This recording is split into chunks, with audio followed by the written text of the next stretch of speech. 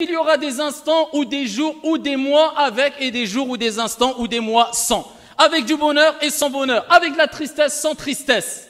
Mais ce qui nous incombe de savoir, ayyuhal ahibba, mes chers frères et sœurs, et là je m'adresse à toutes celles et ceux qui vivent des soucis, des tristesses, des épreuves, et quelque part on vit tous des soucis et des tristesses, des épreuves, on connaît tous plutôt ici ces moments de soucis, de tristesse, ces épreuves petites ou grandes. Eh bien je m'adresse à tout le monde et ainsi qu'à moi le premier, cela ne sert à rien de s'attrister, cela ne sert à rien de baisser les bras, cela ne sert à rien de déprimer, cela ne sert à rien de désespérer, si ce n'est que la tristesse n'engendre que l'accroissement de la tristesse, ne fait qu'accroître la tristesse.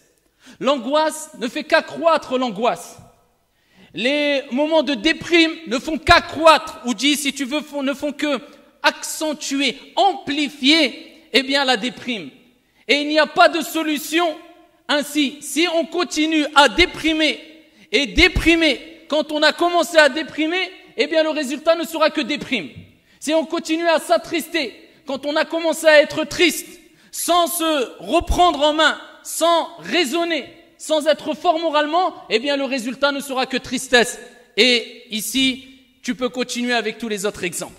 C'est pour ça, Hibbati Fillah, ça n'a jamais été une solution pour la personne touchée de dépression que de lui dire, eh bien, continue à déprimer.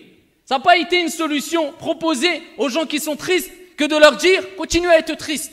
Continue à regretter ce que tu as fait. Non, au contraire, on doit leur dire, cela ne sert strictement à rien du tout. Qu'est-ce que ça va changer, billahi alayk? Tu as eu un problème, tu déprimes, tu es triste. Si tu continues à déprimer et à être triste, ça va changer quoi? Ça va changer ton problème? Rien du tout, impossible.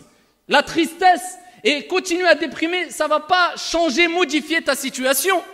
En soi-même, cela ne peut pas modifier ta situation. Mais par contre, cela va te plonger dans une dépression. Et combien de jeunes, combien de gens, combien de personnes âgées sont touchées par les angoisses et les dépressions aujourd'hui? Pourquoi? Ils n'arrivent pas à relever la tête.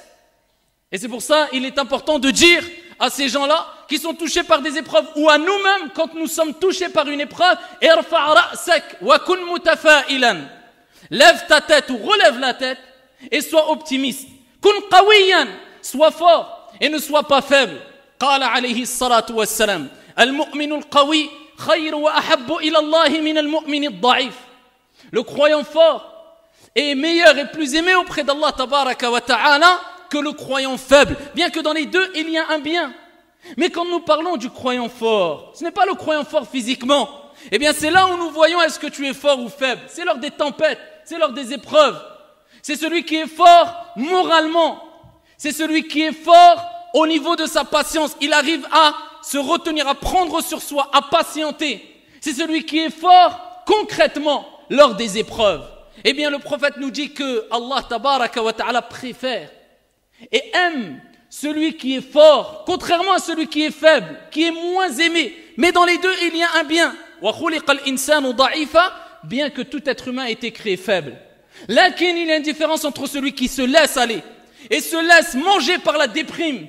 Et quand tu lui parles, eh bien, il ne fait que se plaindre. Et il pense, ou il espère peut-être, inconsciemment, que ces tristesses vont changer quelque chose. Ça ne va rien changer.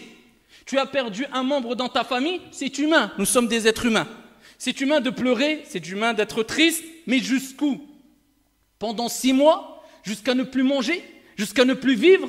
Est-ce que ça va faire revivre la personne qui est décédée? Non. Est-ce que ça va te détruire toi aussi, de sorte que tu rejoignes celui qui t'était bien aimé, celui que tu aimais, celui que tu chérissais jusqu'à ce que ça te tue? Des gens se sont autodétruits lors des épreuves, de par la déprime qui les a ravagés jusqu'à ce qu'ils se sont suicidés. Est-ce que ça apporte une solution? Au contraire, lève la tête et dis et reste vivre toute ta vie avec ce verset coranique. وَعَسَىٰ أَن تَكْرَهُوا شَيْئًا وَهُوَ خَيْرٌ لَكُمْ وَعَسَىٰ أَن تُحِبُّوا شَيْئًا وَهُوَ شَرٌ لَكُمْ وَاللَّهُ يَعْلَمُ وَأَنْتُمْ لَا تَعْلَمُونَ. Vous pouvez avoir de l'aversion pour une chose. Vous pensez que c'est un mal alors que c'est un bien. Et vous pouvez aimer, apprécier une chose. Vous pensez que c'est un bien alors que c'est un mal. Wallahu ya'lam, mais votre Seigneur sait, vous ne savez pas. Tu ne sais pas où est le bien réellement et concrètement lors de l'épreuve. Peut-être que le bien va t'apparaître au bout de 2 jours, au bout d'une semaine, au bout de 6 ans, au bout de 20 ans, et tu vas te dire « Alhamdulillah que j'ai eu cette épreuve ». Et si ce n'est pas sur cette vie d'ici-bas, sur cette terre, eh bien c'est l'heure de ta mort ou après ta mort. Quand on te servira sur un plat, de façon métaphorique, eh bien la récompense que tu auras accumulée à travers ta patience. « Inna Allaha ma'as sabirin ». Ce n'est pas pour rien qu'Allah rappelle qu'il est avec les patients. Et qu'Allah tabaraka wa ta'ala aime, yuhibbu. Il aime les gens patients, les gens endurants, les gens forts moralement, psychologiquement, qui sont intelligents, clairvoyants, sages. Ils savent comment réagir lors des tempêtes.